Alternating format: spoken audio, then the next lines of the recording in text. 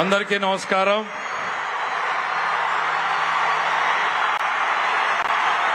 ఆయన పేరు చెబితేనే పూనకాలు లోడింగ్.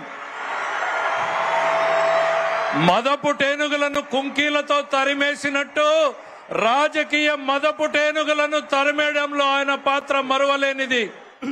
ఆయన మాట్లాడే ముందు దయచేసి విజ్ఞప్తి చేస్తున్నాను. చాలు పడిపోతుందా? చాలు మీరందరూ బాగుండాలి కదా, మీరందరూ బాగుండాలి కదా. దింపమ్మా ప్లీజ్, జాగ్రత్తగా దిగే, నువ్వు జాగ్రత్త దిగే, నా మాట దిగు. తర్వాత అబ్బాయికి వెనక నుంచి వెనక్కి తీసుకురండి, అబ్బాయి ఫోటో ఇద్దాం. నా దిగు, జాగ్రత్తగా దిగు, జాగ్రత్తగా దిగు.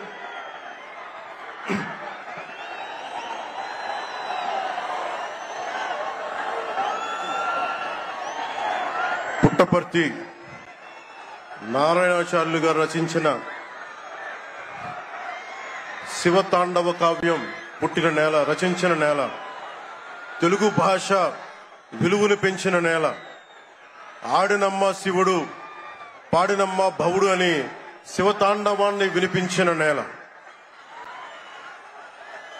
ఈ నేల ఒక పుట్టపర్తి నారాయణాచార్యులు,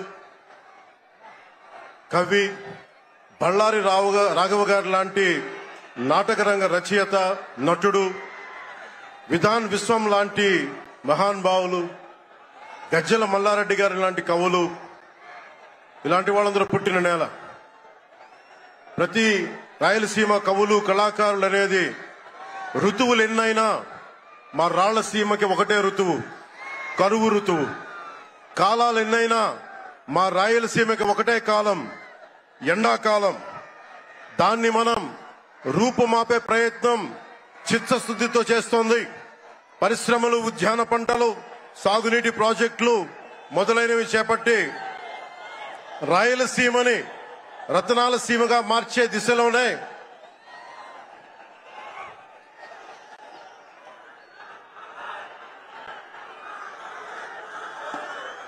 ఈ రోజున మేమందరం గౌరవ ముఖ్యమంత్రి గారి చంద్రబాబు నాయుడు గారి నాయకత్వంలో మీ ముందుకున్నాం. ఈ సూపర్ 6 కార్యక్రమం ఇన్ని వేల కోట్లు ఆర్థిక ఇబ్బందులుండి వీటన్నిటినీ ముందుకు తీసుకురాగలుగుతున్నామంటే మీ భవిష్యత్తు కోసం, యువత భవిష్యత్తు కోసం, మహిళల భవిష్యత్తు కోసం. ప్రతి ఆంధ్రప్రదేశ్ లో ఉన్న ప్రతి ఒక్కరూ బాగుండాలి, మీరు ఆనందంగా ఉండాలి. మీరే అన్నారు, ఆ రోజు మేము అడిగాం, రాష్ట్రం బాగుండాలి, యద్భావం తద్భవతి. మీరు ఎలా ఆలోచించారో మేమందరం కలిసికట్టుగా పార్టీలు వేరైనప్పటికీ రాష్ట్ర హితువు, రాష్ట్ర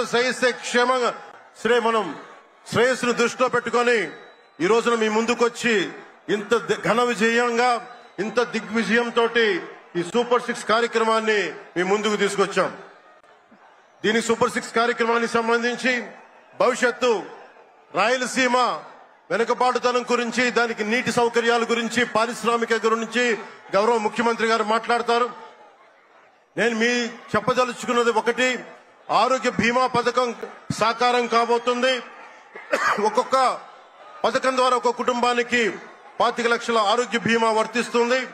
అలాగే పర్యాటక రంగంలో కూడా మనకి దాదాపు 10,000 పైచులకు పెట్టుబడులు ఆకర్షిస్తున్నాం. అలాగే పంచాయతీ రాజ్ శాఖలో కూడా పల్లె పండుగ ద్వారా 13,300 గ్రామ పంచాయతీలని గ్రామ సభ నిర్వహించి రికార్డు చేసి 2,007 కిలోమీటర్ల బీటీ రోడ్లు, 4,000 కిలోమీటర్ల సిసి రోడ్లు చేయగలిగాం. 1,55,000 నీటి కుంటలు నిర్మించి 1 టీఎంసీ నీటిని వర్షాకాలం నిల్వ చేయగలిగాం. అలాగే మూగజీవాల దాహార్తి తీర్చేందుకు 15,000కు పైగా నీటి తొట్లు నిర్మించాం.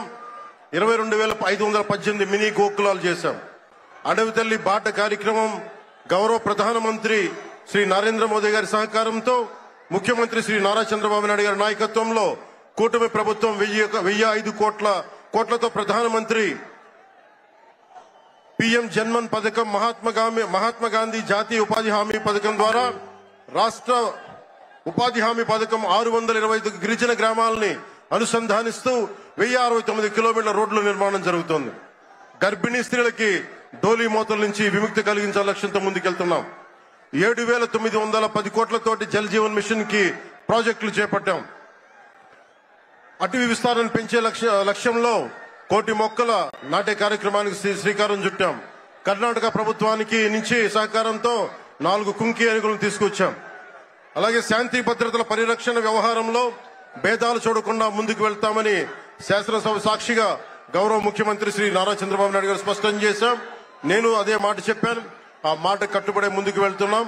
శాంతి భద్రతలు ఎలాంటి ఆటంకం కలగకుండా ఉన్నప్పుడే రాష్ట్రంలో పెట్టుబడులు పరిశ్రమలు వచ్చి యువతకి ఉపాధి ఉద్యోగ అవకాశాలు లభిస్తాయి. ముఖ్యంగా మన రాయలసీమ యువతకి మీరు ఉపాధి అవకాశాలకు వేరే రాష్ట్రాలకు వెళ్లకుండా మన అనంతపురంలో, మన కర్నూలు, మన కడప, మన చిత్తూరు జిల్లాల్లో మొత్తం ఉపాధి అవకాశం పక్క రాష్ట్రాల నుంచి మనకు వచ్చేలాగా పారిశ్రామికరణ జరగాల దిశగా గౌరవ ముఖ్యమంత్రి నారా చంద్రబాబు నాయుడు గారు ఆధ్వర్యంలో ఆయన నాయకత్వంలో ముందుకు తీసుకెళ్తున్నాం. కూటమి ప్రభుత్వం ప్రతి అడుగులోనూ త్రికరణ శుద్ధితో పనిచేస్తుంది. గౌరవ ప్రధానమంత్రి శ్రీ నరేంద్ర మోదీ గారి వికసిత్ భారత్ విజన్ దిశగా గౌరవ ముఖ్యమంత్రి శ్రీ నారా చంద్రబాబు నాయుడు గారి నాయకత్వంలోని కూటమి ప్రభుత్వం ముందుకు సాగుతూ 2047 నాటికి ఆంధ్రప్రదేశ్ ని దేశంలో నెంబర్ 1 రాష్ట్రంగా తీర్చిదిద్దుతామని మీ అందరికీ తెలియజేసుకుంటూ జై భారత్, జై హింద్.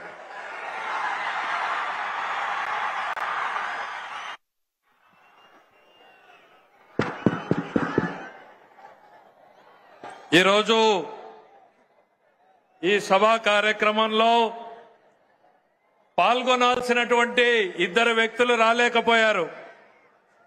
యువగళం నాయకుడు, యువతరాన్ని నడిపించినటువంటి నాయకుడు శ్రీ నారా లోకేష్ గారు ఈ సమావేశానికి ప్రధాన వక్తగా రావాల్సింది. అయితే నేపాల్లో చిక్కుకుపోయినటువంటి తెలుగు వాళ్ళని కాపాడడం కోసం గౌరవ ముఖ్యమంత్రి గారి ఆదేశాలతో ఆయన అమరావతిలోనే ఉండి ఆ కార్యక్రమాన్ని పర్యవేక్షించడం వల్ల రాలేకపోయారు. మరో వ్యక్తి మన అఖండ బాలయ్య గారు రావాల్సింది. ఆయన అనారోగ్యంతో ఆయన ఆగిపోవాల్సిన